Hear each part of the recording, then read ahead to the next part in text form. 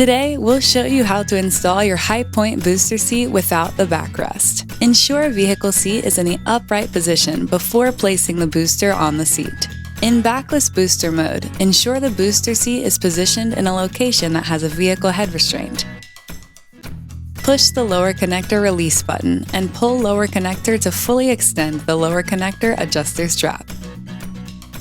Repeat on the opposite side to ensure all slack has been released from lower connector system. Verify lower anchor straps are not twisted. Push lower connectors onto their adjacent lower anchors. A click helps confirm lower connectors are attached. Pull on lower connectors to confirm a secure attachment.